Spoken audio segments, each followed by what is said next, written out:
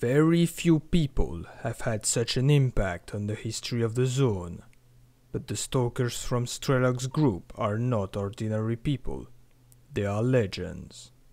Hello stalkers, and welcome to the Anomalous Dugout. In this video, we will look at everything known about one of the most obscure characters in the Stalker franchise, Fang himself.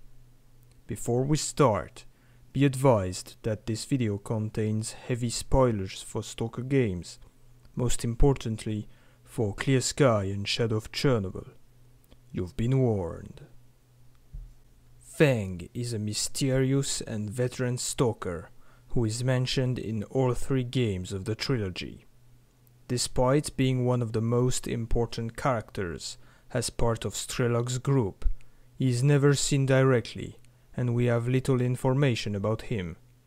According to Barkeep, he was a weird stalker who talked to himself and spoke with a lisp.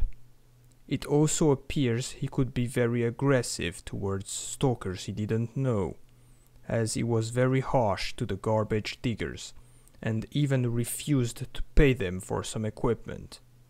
His name Fang probably comes from this behavior.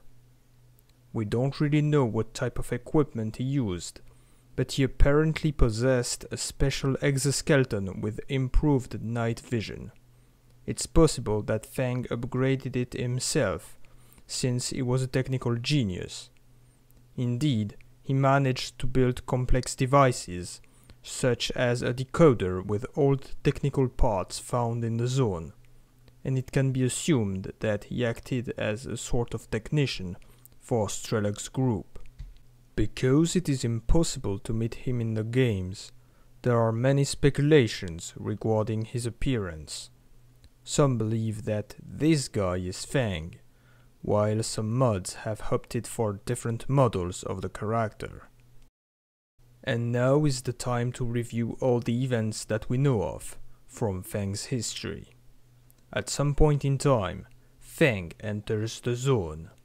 It is unknown if he was already present before the zone appeared in 2006, or if he came to it later on. But what is certain is that he was already a veteran stalker by 2011. In early September 2011, Ghost, Fang and S.T.A.L.K.E.R managed to find a way to bypass the brain scorcher, and they reached the center of the zone.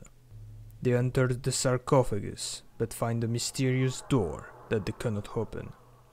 Unfortunately, they are noticed by the monolith troops guarding the area, and the three stalkers are forced to retreat, as a large blowout is released in an attempt to stop them.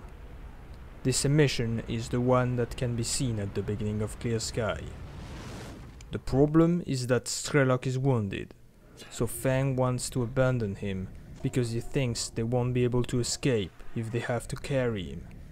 Hopefully, Ghost is able to convince him not to leave S.T.A.L.K.E.R behind, and they miraculously make it out.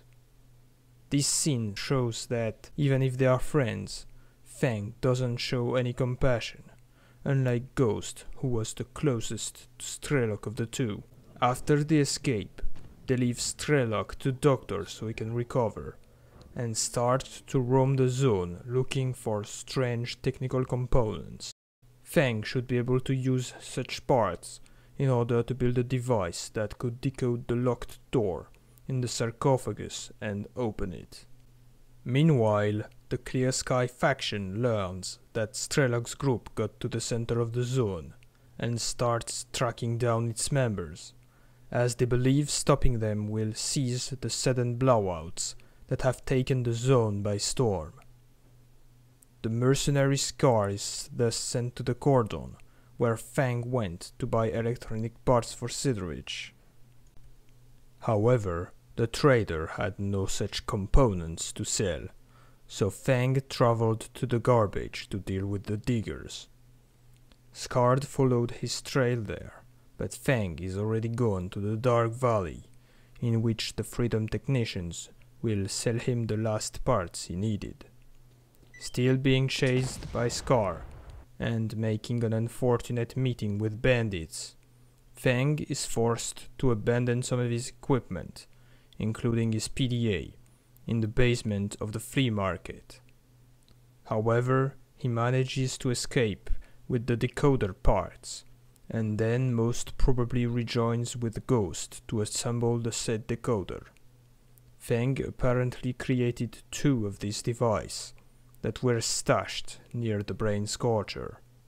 One of them would end up in the group's stash in Pripyat, while the fate of the other decoder is unknown. After S.T.A.L.K.E.R recovered from his wounds thanks to Dr., they set up a meeting in the army warehouses. Fang and Ghost were waiting at the village for S.T.A.L.K.E.R, but they were attacked by 3 other stalkers. They managed to kill 2 of them, that Ghost described as bandits, but the last one, armed with a VSS Ventures sniper rifle, killed Fang and managed to escape, still according to Ghost. The killer was apparently a mercenary, with a scar on his face and hazel eyes. So this is where it ends for our stalker Fang. To this day, it is unclear who his assassin was.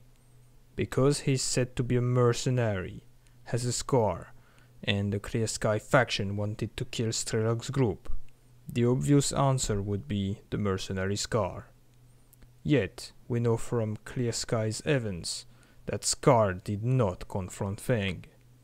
In fact, Lebedev, the leader of the Clear-Sky faction, says that they would take care of Ghost and Fang themselves. So it's possible they hired some other mercenary to do the job. Another, crazier idea would be that a clone of S.T.A.L.K.E.R did it. At some point in development, the space anomaly was supposed to create doubles of stalkers, but the idea was finally scrapped. Maybe a double of S.T.A.L.K.E.R was created. Who was the one to shoot Fang? Still, Ghost mentions an important detail, that the killer had hazel eyes, which is not the case of S.T.A.L.K.E.R. So who could it be then? Wait a minute, could it be this guy? I mean, he matches the description, and if he appears on the box art, he has to be someone important, right? I guess we'll never know. But did Fang actually die in the Bloodsucker village? In Shadow of Chernobyl, there is a stash in Pripyat, which is apparently Fang's grave, so there is a chance he survived the encounter without Ghost actually knowing, but he later died for real in Pripyat. Yet, he does also have a grave in the army warehouses, and the coordinates of his second grave in Pripyat are obtained from a body which is in Yentar, just after the corpse of Ghost, which makes it likely that the Stalker acquired this info on Ghost himself, which is strange since Ghost thought Fang died in the military warehouses. I guess the most probable explanation is that Fang indeed died in the village and was buried there, but when Ghost traveled to Pripyat, where their loot was stashed, he erected a second grave with some of Fang's best items. But who knows, maybe all of this is wrong.